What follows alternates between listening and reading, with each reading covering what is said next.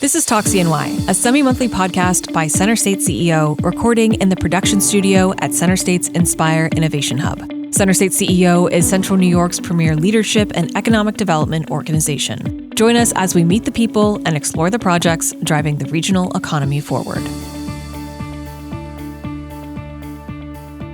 This is Talk CNY presented by NBT Bank. I'm Katie Zolkowski, Director of Communications at CenterState CEO and your host for Talk CNY.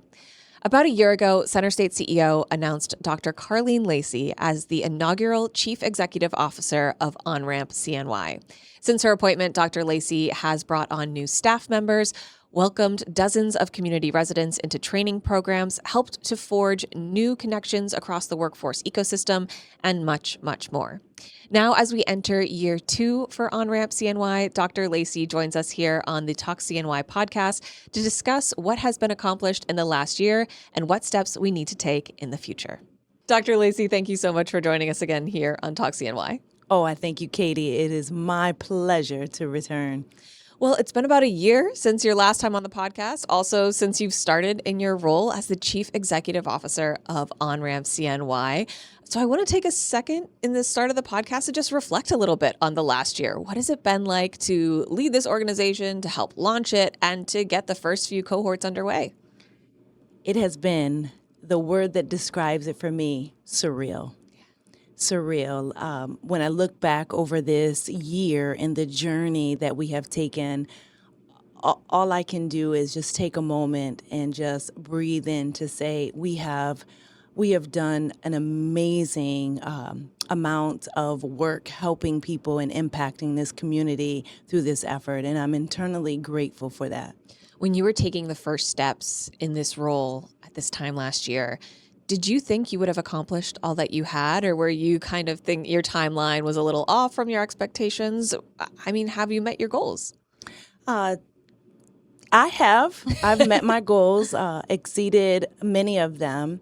And to answer your first question very candidly, anyone who knows me knows that impact is a part of my makeup. And so I came in with an intentional plan. I had a 9-month plan when I came in, and we have reached all of those targets on that 9-month plan. And with the incredible team and partnership in which has been built over this year, we've not only accomplished many of the goals, but we've achieved them. And so I'm pretty proud of that, looking forward to the future.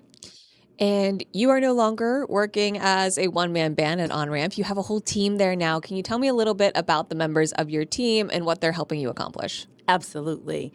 So started from a team of 1, yes. And now we have grown to a team of 6. I have a workforce coordinator who helps with the success working with the trainees. I have a director of operations. I have a chief program officer. I have an executive assistant that helps with my calendar, which has become quite integral lately to the success. And we have a receptionist that we hired. We have approximately 100 to 200 people coming within the building daily. And so that was really important. And we have 2 more roles to fill to complement and roll out the team at a team of 8 by the end of the year. And so if someone's interested in those roles, should they connect with you? They should connect with Sapphire Recruitment, and they will help with it. All right.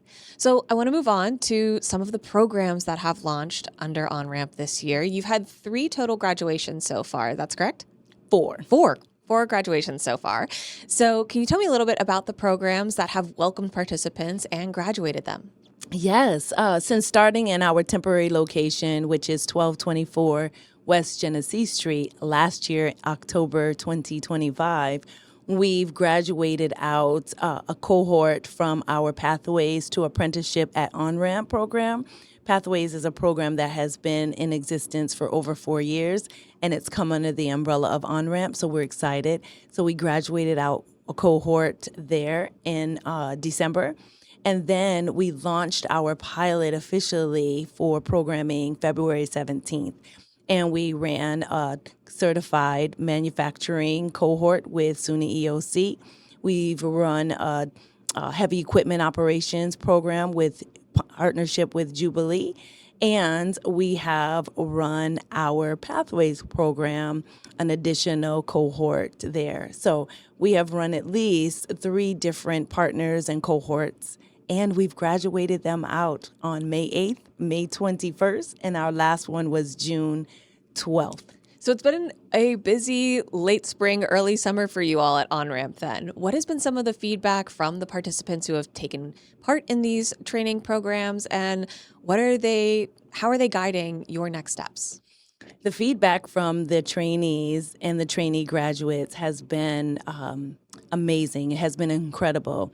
We have learned a lot of lessons, and just something so simple as making sure that we have a vending machine on site so that when they come from their other jobs and or when they come in, that they can get something to eat. Mm-hmm. Now, to others, that may be something that is trivial, but for us, it was paying attention to the details. And so we have partnered with an organization called Snackbox, and we now have a vending machine so that our trainees can access food during programming and or before. That's great. I mean, and then about the physical programming itself, were a lot of the folks who are taking part in the training interested in these fields beforehand? Are they learning for the first time about advanced manufacturing and construction? Is it a mix? Tell me a little bit more about that. Yes, it is a mix, and it's a mix of people just exploring. It's a mix of individuals who are changing careers, and it is a mix of those who are wanting to continue and gain additional credentials. And they range anywhere from individuals 17 all the way up to that ripe young age of young and young at heart. That's great. So can you tell me a little bit about, you mentioned lessons very briefly, what in the vending machine lessons, but what are some of the other lessons that you've learned along the way? I mean, I'm sure it's been a year. There's been, like you said, 100 to 200 people coming through the doors each day. There's got to be just a lot that you're taking in all the time. Yes, thank you. So from a programming standpoint, the lessons that we learned is that heavy equipment operation is very, very interesting. We had a waiting list between the heavy equipment and the construction of 600 when we started. That list is growing rapidly. There's a number of people who want to get involved. And for our certified manufacturing and construction program, our partner, SUNY EOC, continues to get people who are interested. And we've had generational impact. There's been a mother, a daughter, a niece who have come through the certified manufacturing as well as the construction program. And so to sum it up in one word, transformative. Definitely. And speaking of transformative, I haven't had the fortune to go to one of the graduation ceremonies yet, but I've seen photos and it really looks like such a lovely experience. Can you talk a little bit about what it's like to be at those graduation ceremonies with folks who are entering and gaining skills, entering these in-demand careers? And what's the room like? The room is energetic. Yeah. The graduation is a time when the families come together and celebrate the work from 12 weeks on of the candidates. And I do want to add that the candidates often either are working a job and or changing their career. And so it takes family support in order to engage it. And so at our graduations, which could be anywhere from 100 to 250 people at a time, we have some energy. We have young at heart. We have their children. We have babies there. Yeah. And the trainees are just incredibly excited. And if I can take the liberty at this moment, one trainee stuck out. He said, "I told my mom I would walk a stage one day. And I've walked that stage through OnRamp in our heavy equipment operations program." That brought me to tears. I was going to say that has to feel just so both rewarding and fulfilling to be able to hear that from someone and be a part of their journey in that way. Yes, it's changing lives every day, one person, one training at a time. Well, we will have much more with Dr. Lacey coming up here in just a moment. But first, we're going to take a quick break from our presenting sponsor, NBT Bank. At NBT Bank, we know that this day starts with this one. This day starts with this one. Because no matter how unforgettable the extraordinary days are, there's a lot of every day that leads up to them. You can count on NBT Bank to help you get started. NBT Bank, it starts here. Welcome back. This is Talk CNY presented by NBT Bank. I'm Katie Zolkowski, Director of Communications at CenterState CEO and your host for Talk CNY. On this episode of Talk CNY, we are speaking with OnRamp CNY's Chief Executive Officer, Dr. Carlene Lacey. Dr. Lacey, thank you for joining us here today. Thank you, Katie. We are talking 1 year later, OnRamp, its first year. You are the inaugural CEO there. But it is not just you, and there's a huge ecosystem of partners who make OnRamp and its programming possible. Can you talk a little bit about the partners that you are working with and how they are helping to shape the OnRamp experience? Yes, I first and foremost have to give homage and thanks to our founding partners, and that is New York State Empire State Development Corp, as well as Governor Kathy Hochul. Thank you. And a huge thank you to our founders, which is CenterState CEO. All of those were the backbone of OnRamp starting.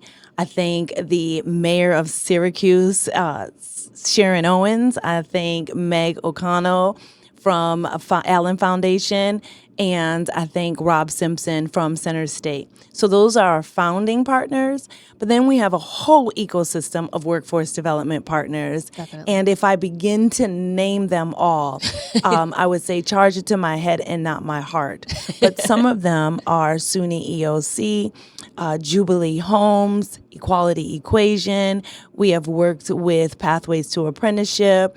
We've worked with Erie 21 at Lemoyne College, SUNY Oswego, SUNY OCC. We've worked with a plethora of organizations that have helped us along this journey.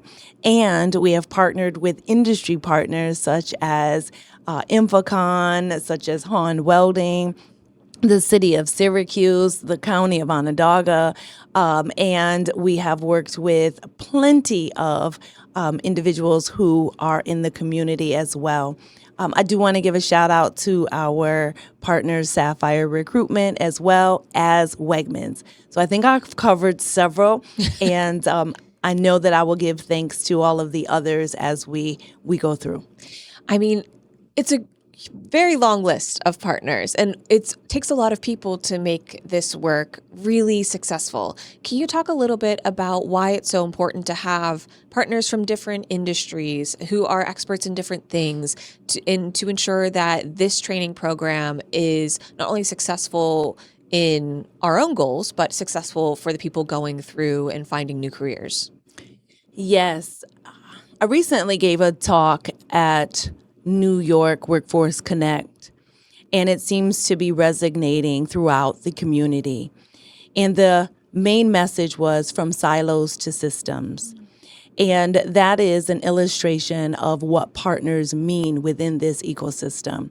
You cannot do this on your own. No one organization can fulfill and meet all of the needs that are needed right now in this transformative moment. And so OnRamp is an organization that respects the values and reaches out to those others to fill in the gaps, to make sure that we all as a collective whole can fill the needs of our community. We're getting ready for this Micron moment, this transformable trajectory, and we're excited to partner with all of those, not to duplicate, but to complement. Can you tell me a little bit about all of the roles that different people play when it comes to workforce development and really having a holistic approach to that? Like, obviously, training is a big part, learning the skills, but it takes more than just skill building to make sure that people are successful in their careers following their completion of the program. Yes. So we take a person-centered approach. And that person-centered approach is making sure that we not only select and recruit the individuals who would be good and right for that role, but we also provide those wraparound services, and we give a shout out because those wraparound services can be anything from mental health services, anything from legal to help them look at their driver's license to make sure that they have what they need to get to their sites, partnering with vehicles to work, partnering with SUNY EOC, Jubilee, all of those wraparound services that a person may need. But then we also partner with the industry partners, some of who I've mentioned already, to see what are the skills that are needed in order for a person to be successful in those roles.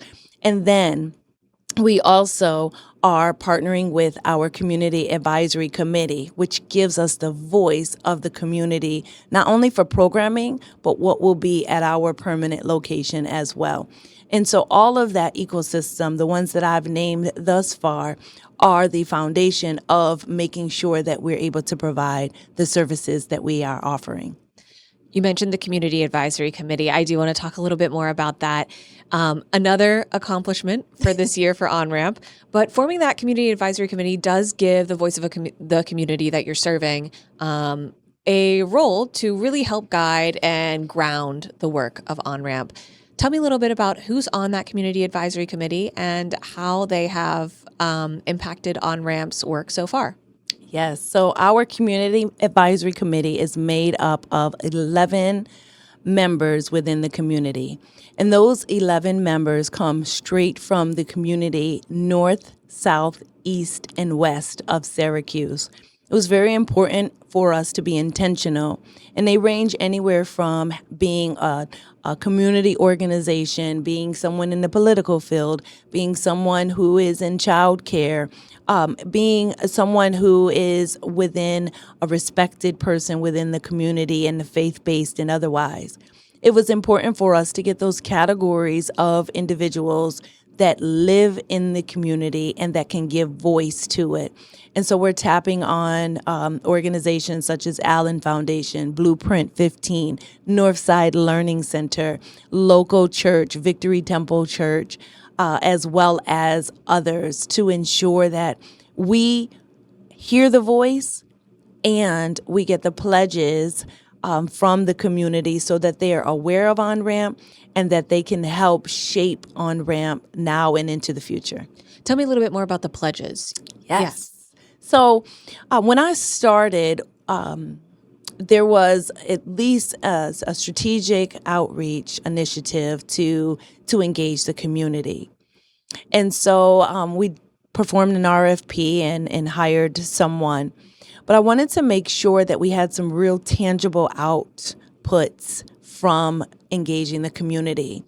And so having a community advisory committee pledge, what that means is each of our members will go out, talk to people in their network within the community, and gain the pledges that people have an awareness of OnRamp, and they have the ability to volunteer and or lend their voice or resources in a tangible way.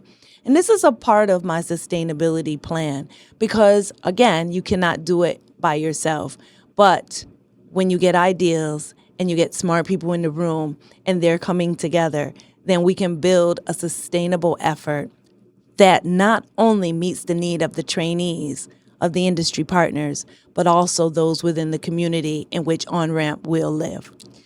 What has been the reaction to the pledges so far? When you're out in the community or when the Community Advisory Committee is out in the community, are people excited to learn about it? Do they kind of have a familiarity with it? What have you heard? What I've heard so far is people are excited. They're still curious. We're 1 year old. I tell people all the time, grace is welcomed.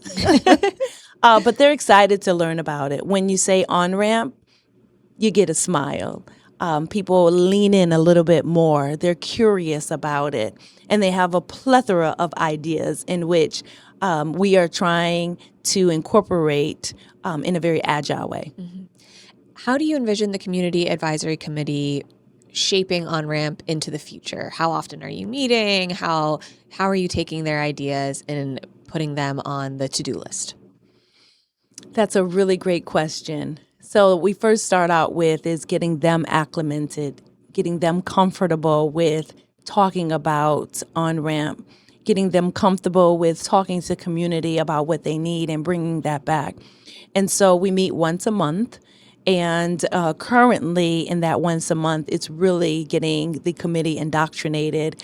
We are so proud that they have not only accepted the call to help shape us, but they are a part of the journey. And several committee members have advocated for us in the legislative office. Several members of we call it the CAC, the Community Advisory Committee. Several of them have come and represented at our graduations. They have definitely done tours of our facility. So they're not only advocating for us, they are involved. Fundraising, they've raised their hand for. So they are shaping not only what we do now, but what we will do in the future. Speaking of the future, we talked about reflecting at the beginning of the episode, but I want to look forward now. Where do you hope to be in 1 year, in 5 years? What are some of your goals that you're hoping to accomplish in the near future for OnRamp? Wow, I don't think we have enough time to cover all of those. So I would just limit it to 3. Okay. So 3, 1, we want to make sure within the next 3 years that we've not only trained up to 500 individuals, but we have and will actively provide them with success opportunities for employment and employment within the field. And that's advanced manufacturing, building trades, and adjacent industries. We want to make sure that we incorporate and build out a secondary education program, and that will help feed the pipeline of candidates into the Micron initiative. And the third one for this one is that we will successfully have redeveloped and moved into our permanent location. Well, sounds like you definitely have a to-do list on your plate, but we know that it will be a great future ahead. So, Dr. Lacey, thank you so much for joining us here on Talk CNY today. Thank you. Talk CNY, presented by NBT Bank, is recorded in the production studio at CenterState's Inspire Innovation Hub. Talk CNY is available on all major podcast platforms or CenterStateCEO.com. Additional content and clips can be seen across CenterState CEO's social media channels. For new episode reminders, be sure to subscribe in your favorite podcast listening app, and don't forget to leave a quick review or 5-star rating. Thanks for listening to Talk CNY, presented by NBT Bank.